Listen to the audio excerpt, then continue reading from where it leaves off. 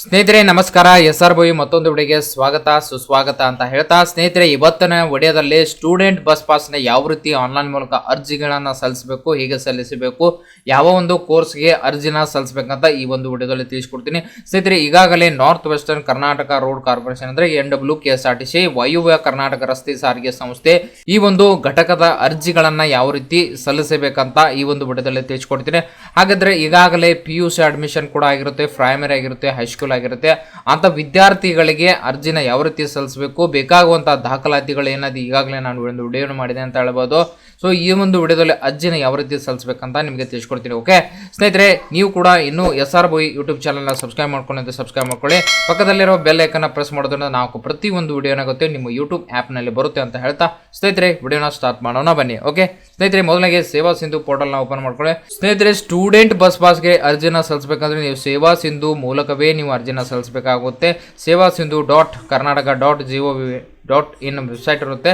ಈ ಲಿಂಕ್ ಬೇಕಂದ್ರೆ ಡಿಸ್ಕ್ರಿಪ್ಷನ್ ಕೊಡ್ತೀನಿ, ಕ್ಲಿಕ್ ಮಾಡಿದ್ರೆ ಈ ರೀತಿ ವೆಬ್ಸೈಟ್ ಓಪನ್ ಆಗುತ್ತೆ. ಓಕೆ, ಸೊ ಸ್ಕ್ರೋಲ್ ಡೌನ್ ಮಾಡ್ಕೊಳ್ಳಿ, ಇಲ್ಲಿ ವಿದ್ಯಾರ್ಥಿ ಬಸ್ ಪಾಸ್ ಅಂತ ಇರುತ್ತೆ, ಜಸ್ಟ್ ಅದ್ರ ಮೇಲೆ ಕ್ಲಿಕ್ ಮಾಡ್ಕೊಳ್ಳಿ. ಓಕೆ, ಸೊ ಲಿಂಕ್ ಇರುತ್ತೆ, ಲಿಂಕ್ನ ಕ್ಲಿಕ್ ಮಾಡಿದ ನಂತರ ಈ ರೀತಿ ಓಪನ್ ಆಗುತ್ತೆ. ಸೇವಾ ಸಿಂಧು ಮೂಲಕವೇ ನೀವು ಅರ್ಜಿನ ಸಲ್ಲಿಸಬೇಕಾಗುತ್ತೆ. ಅಪ್ಲೈ ಫಾರ್ ಸರ್ವಿಸಸ್ ಅಂತ ಇರುತ್ತೆ. ಯೂಸರ್ ID ಪಾಸ್ವರ್ಡ್ನ ಹಾಕ್ಕೊಂಡು ನಂತರ ಇಲ್ಲಿ ಕ್ಯಾಪ್ಚಾ ಕೋಡ್ನ ಹಾಕೊಳ್ಬೇಕಾಗುತ್ತೆ. ಕ್ಯಾಪ್ಚಾ ಕೋಡ್ನ ಹಾಕಿ ಸಬ್ಮಿಟ್ ಕೊಟ್ಟರೆ ನಿಮ್ಗೆ ಏನಾಗುತ್ತೆ, ಅರ್ಜಿನ ಸಲ್ಲಿಸಲಿಕ್ಕೆ ಏನಾಗುತ್ತೆ ಮತ್ತೊಂದು ಪೇಜ್ ಓಪನ್ ಆಗುತ್ತೆ ಅಂತ ಹೇಳ್ಬೋದು. ಸೊ ಅಲ್ಲಿ ಯಾವ ರೀತಿ ಸಲ್ಲಿಸಬೇಕು, ಹೇಗೆ ಸಲ್ಲಿಸಬೇಕು ಅಂತ ಪ್ರತಿಯೊಂದು ಮಾಹಿತಿನ ನಿಮಗೆ ತಿಳಿಸ್ಕೊಡ್ತೀನಿ. ಓಕೆ ಸ್ನೇಹಿತರೆ, ವಾಯುವ್ಯ ಕರ್ನಾಟಕ ರಸ್ತೆ ಸಾರಿಗೆ ಸಂಸ್ಥೆ north western Karnataka road transport corporation ಇಲ್ಲಿ ಹೊಸ ಆಗಿರಬಹುದು ನವೀಕರಣ ವಿದ್ಯಾರ್ಥಿಗಳ ಬಸ್ ಪಾಸ್ಗೆ ಅರ್ಜಿನ ಸಲ್ಲಿಸಲಿ 2024-25ನೇ ಸಾಲಿನ ಬಸ್ ಪಾಸ್ಗೆ ಅರ್ಜಿನ ಯಾವ ರೀತಿ ಸಲ್ಲಿಸಬೇಕಂತ ಈ ಒಂದು ವಿಡಿಯೋದಲ್ಲಿ ತಿಳಿಸ್ಕೊಡ್ತೀನಿ. ಸ್ನೇಹಿತರೆ, ಈ ರೀತಿ ಪೇಜ್ ಓಪನ್ ಆಗುತ್ತೆ. ಪೇಜ್ ಓಪನ್ ಆದ ನಂತರ ನಿಮಗೆ ಇಲ್ಲಿ ಇಂಡಿಯನ್ ಸಿಟಿಜನ್ ಮತ್ತು ಫಾರಿನ್ ಸಿಟಿಜನ್ ಅಂತ ಬರುತ್ತೆ. ಸೊ ನೀವೇನು ಮಾಡ್ಕೊಳ್ಬೇಕಾಗುತ್ತೆ, ಇಲ್ಲಿ ಕರ್ನಾಟಕ ಸೆಲೆಕ್ಟ್ ಮಾಡ್ಕೊಳ್ಬೇಕು, ಇಂಡಿಯನ್ ಸಿಟಿಜನ್ ಕ್ಲಿಕ್ ಮಾಡಬೇಕು. ನಂತರ ಇಲ್ಲಿ ಆಧಾರ್ ಸಂಖ್ಯೆನ ಹಾಕೊಳ್ಬೇಕಾಗುತ್ತೆ. ಇಲ್ಲಿ ಆಧಾರ್ ಸಂಖ್ಯೆನ ಹಾಕಿದ ನಂತರ ಕೆಳಗೆ ಮೊಬೈಲ್ ನಂಬರ್ ಹಾಕೊಳ್ಬೇಕಾಗುತ್ತೆ. ಇಲ್ಲಿ 2 OTP ಬರ್ತಾ ಇದೆ. ಸೊ ಏನಾಗ್ತಾ ಇದೆ ಅಂದರೆ, ಆಧಾರ್ ನಂಬರ್ ಹಾಕಿದ ನಂತರ ಆಧಾರ್ ಕಾರ್ಡ್ಗೆ ಒಂದು OTP ಬರುತ್ತೆ. ನಂತರ ಇಲ್ಲಿ ಮೊಬೈಲ್ ನಂಬರ್ ಹಾಕಿದ ನಂತರ ಸೇವಾ ಸಿಂಧು ಪೋರ್ಟಲ್ ಮೂಲಕ ಒಂದು OTP ವೆರಿಫಿಕೇಶನ್ ಅಂದರೆ 2 ವೆರಿಫಿಕೇಶನ್ ಆಗುತ್ತೆ. ನಂತರ ಇಲ್ಲಿ ಕೋರ್ಸ್ ಟೈಪ್ ಅಂತ ಕೊಟ್ಟಿದ್ದಾರೆ. ಕೋರ್ಸ್ ಟೈಪ್ ಅಂದರೆ ಸೊ ಇಲ್ಲಿ ನಿಮ್ಮ ಯಾವ ಕೋರ್ಸ್ ಇರ್ತೋ ಆ ಕೋರ್ಸ್ನ ಹಾಕೊಳ್ಬೇಕಾಗುತ್ತೆ. PUC ಆಗಿರ್ಬೋದು, ಹೈಸ್ಕೂಲ್ ಆಗಿರ್ಬೋದು, ಪ್ರೈಮರಿ ಆಗಿರ್ಬೋದು, ನಿಮ್ಮ ಒಂದು ಕೋರ್ಸ್ ಕ್ಯಾಟಗರಿನ ಹಾಕೊಳ್ಬೇಕಾಗುತ್ತೆ. ನಂತರ ಇಲ್ಲಿ ಕೋರ್ಸ್ ಬರುತ್ತೆ. ಸೊ ನೀವು PUCನ ಸೆಲೆಕ್ಟ್ ಮಾಡಿದ್ರೆ pre university course first and second ಅಂದರೆ 1ನೇ ವರ್ಷ ಮತ್ತು 2ನೇ ವರ್ಷ ಅಂತ ತೋರಿಸುತ್ತೆ. ಸೊ ಇದರ ಕ್ಲಿಕ್ ಮಾಡ್ಕೊಳ್ಳಿ. ನಂತರ ಸ್ಟಡಿಂಗ್ ಕ್ಲಾಸಸ್ ಅಂತ ತೋರಿಸುತ್ತೆ. 1ನೇ ವರ್ಷ ಆಗಿದ್ರೆ 1ನೇ ವರ್ಷ ಸೆಲೆಕ್ಟ್ ಮಾಡ್ಕೊಳ್ಳಿ, 2ನೇ ಆಗಿದ್ರೆ ಸೊ 2ನೇ ವರ್ಷ ಕ್ಲಿಕ್ ಮಾಡ್ಕೊಳ್ಳೋಕ್ಕಾಗುತ್ತೆ.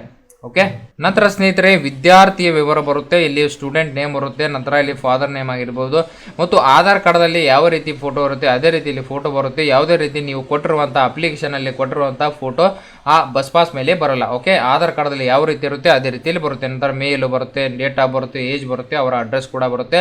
ಸೊ ಇಲ್ಲಿ ಕ್ಯಾಟಗರಿ ಅಂತ ಬಂದಾಗ ನೀವು SC ST ಆಗಿದ್ರೆ ಮಾತ್ರ ಇಲ್ಲಿ SC ಆಗಿದ್ದರೆ ನಿಮ್ಮ RD ನಂಬರ್ನ ಹಾಕೊಳ್ಬೇಕಾಗುತ್ತೆ. ST ಆಗಿದ್ದರೂ ಕೂಡ ನಿಮ್ಮ RD ನಂಬರ್ ಹಾಕೊಂಡ್ರೆ 150 ರೂಪಾಯಿಗೆ ನಿಮಗೆ ಬಸ್ ಪಾಸ್ ಸಿಗುತ್ತೆ. ಈಗ ನೋಡಿ, ಜನರಲ್ ಕಾಸ್ಟ್ PUC ಆಗಿದ್ರೆ 1050 ರೂಪಾಯಿ ಕಟ್ಟಬೇಕಾಗುತ್ತೆ. ಅದೇ ರೀತಿ ಅವನು SC ಆಗಿದ್ರೆ 150 ರೂಪಾಯಿ ಅವನು ಕಟ್ಟಬೇಕಾಗುತ್ತೆ. ನಂತರ ಬರೋದು ಸ್ನೇಹಿತರೆ ಇನ್ಸ್ಟಿಟ್ಯೂಷನ್ ಡೀಟೇಲ್ಸ್ ಅಂತ ಸಂಸ್ಥೆ ವಿವರ ಬರುತ್ತೆ. ಇಲ್ಲಿ ನಿಮ್ಮ ಸ್ಟೂಡೆಂಟ್ ID ಹಾಕೊಳ್ಳಿ, ನಂತರ ಸ್ಟೂಡೆಂಟ್ ಹೆಸರು ಹಾಕೊಳ್ಳಿ, ನಂತರ address proof as per Aadhaar card ಯಾವ ರೀತಿ ಇದೆ ಹಾಕೊಳ್ಳಿ. ನಂತರ ಸ್ಟಡಿಂಗ್ ಕ್ಲಾಸ್ ಅಂದರೆ ಫಸ್ಟ್ PUC ಆಗಿದ್ದರೆ ಫಸ್ಟ್ PUC, ಸೆಕೆಂಡ್ PUC ಆಗಿದೆ ಸೆಕೆಂಡ್ PUC ಹಾಕೊಳ್ಳಿ. ನಂತರ ಯೂನಿವರ್ಸಿಟಿ PUC ಅಂತ ಹಾಕೊಂಡು ನಂತರ ಡಿಸ್ಟ್ರಿಕ್ಟ್ನ ಹಾಕೊಳ್ಳಿ. ನಂತರ ತಾಲೂಕು ಅಂದರೆ ಇಲ್ಲಿ ಜಿಲ್ಲೆನ ಸೆಲೆಕ್ಟ್ ಮಾಡ್ಕೊಂಡು ಆ ಜಿಲ್ಲೆಯಲ್ಲಿರುವಂಥ ತಾಲೂಕನ್ನ ಸೆಲೆಕ್ಟ್ ಮಾಡ್ಕೊಳ್ಳಿ. ಸೆಲೆಕ್ಟ್ ಮಾಡಿದ ನಂತರ ನೀವು ಓದುತ್ತಿರುವಂಥ ಶಾಲೆ ಆಗಿರ್ಬೋದು, ನಿಮ್ಮ ಓದುತ್ತಿರುವಂಥ ಕಾಲೇಜಿನ ಡೀಟೇಲ್ಸ್ ಇಲ್ಲಿ ಬರುತ್ತೆ. ಅದನ್ನು ಕ್ಲಿಕ್ ಮಾಡಿದ ನಂತರ ಸೊ ಇಲ್ಲಿ ಏನಾಗುತ್ತೆ, ಇನ್ಸ್ಟಿಟ್ಯೂಷನ್ ಅಡ್ರೆಸ್ ಬರುತ್ತೆ, ಅಡ್ರೆಸ್ನ ಹಾಕೊಂಡು ಸೊ ನಂತರ ಸ್ನೇಹಿತರೆ ವ್ಯಾಲಿಡಿಟಿ ಅಪ್ ಟು ಅಂತ ಅಲ್ಲಿ ಈಗಾಗಲೇ ಇಲ್ಲಿ ಬಂದಿರುತ್ತೆ 31/3/2025 PUC ಫಸ್ಟ್ PUC ಆಗಿರ್ಬೋದು ಇಷ್ಟೇ ಬರುತ್ತೆ, ಸೆಕೆಂಡ್ PUC ಕೂಡ ಇದು ಇಷ್ಟೇ ಬರುತ್ತೆ. ನಂತರ ಇಲ್ಲಿ ನೋ ಅಂತ ಕ್ಲಿಕ್ ಮಾಡ್ಕೊಳ್ಳಿ. ನೋ ಅಂತ ಕ್ಲಿಕ್ ಮಾಡಿದ ನಂತರ ನಿಮ್ಮ ಪ್ರಯಾಣದ ಮಾರ್ಗದ ವಿವರಗಳು ಇಲ್ಲಿ ಹಾಕೊಳ್ಬೇಕಾಗುತ್ತೆ. ನೀವು ಯಾವ ಒಂದು ಜಿಲ್ಲೆಗೆ ಸಂಬಂಧಪಟ್ಟಿರುತ್ತೆ ನಂತರ ತಾಲೂಕು ಹಾಕೊಳ್ಳಿ, ಸೊ ಹೋಬಳಿನ ಹಾಕೊಳ್ಬೇಕಾಗುತ್ತೆ. ನಂತರ ವಿಲೇಜ್ ಹಾಕೊಳ್ಳಿ ಮತ್ತು ನಿಯರೆಸ್ಟ್ ಬೋರ್ಡಿಂಗ್ ಪಾಯಿಂಟ್ ಅಂದ್ರೆ ಎಲ್ಲಿಂದ ಬರ್ತಿದ್ರ. ಸೊ ಇಲ್ಲಿ ಫ್ರಮ್ ಪ್ಲೇಸ್ನ ಹಾಕೊಳ್ಳಿ, ಎಲ್ಲಿಂದ ಬರ್ತಿದ್ರಿ, ಎಲ್ಲಿ ಅಂದ್ರೆ ನಿಮ್ಮ ಕಾಲೇಜ್ ಎಲ್ಲಿ ತನಕ ಇರುತ್ತೆ ಅದನ್ನ ಹಾಕೊಳ್ಳಿ. ನಂತರ ರೂಟ್ ಏನಾದರೂ ಚೇಂಜ್ ಇದ್ರೆ ಇಲ್ಲಿ ಹಾಕೊಳ್ಬೇಕು. ಸೊ ನಂತರ ಇಲ್ಲಿ ಕೌಂಟರ್ ನೇಮ್ನ ಹಾಕೊಳ್ಬೇಕು. ಈ ಒಂದು ಚಿಕ್ಕೋಡಿ ಡಿವಿಷನ್ ಅಲ್ಲಿ ನೀವು ನಿಪ್ಪಾಣಿ ಕೌಂಟರ್ ಆಗಿದ್ರೆ ನಿಪ್ಪಾಣಿ ಡಿಪೋ ಮತ್ತು ನಿಪ್ಪಾಣಿ ಕೌಂಟರ್ನ ಹಾಕೊಳ್ಬೇಕು. ಯಾವ ಶಾಲೆಯಲ್ಲಿ ಆ ಲೋಕಲ್ ಏರಿಯಾದಲ್ಲಿರುವಂಥ ಬಸ್ ಪಾಸ್ ಕೌಂಟರ್ಗೆ ನೀವು ವಿಸಿಟ್ ಮಾಡಿದ್ರೆ ಸೊ ನಿಮಗೆ ಗೊತ್ತಾಗುತ್ತೆ. ಸೊ ನಿಮ್ಮ ಒಂದು ಕಾಲೇಜಲ್ಲಿ ಕೂಡ ಹೇಳ್ತಾರೆ ಈ ಒಂದು ಡಿವಿಷನ್ಗೆ, ಈ ಒಂದು ಡಿಪೋಟ್ಗೆ, ಈ ಒಂದು ಕೌಂಟರ್ಗೆ ನೀವು ಅರ್ಜಿನ ಸಲ್ಲಿಸಿ ಅಂತ ಅಲ್ಲಿ ಡೀಟೇಲ್ಸ್ನ ಕೊಟ್ಟಿದ್ದಾರೆ.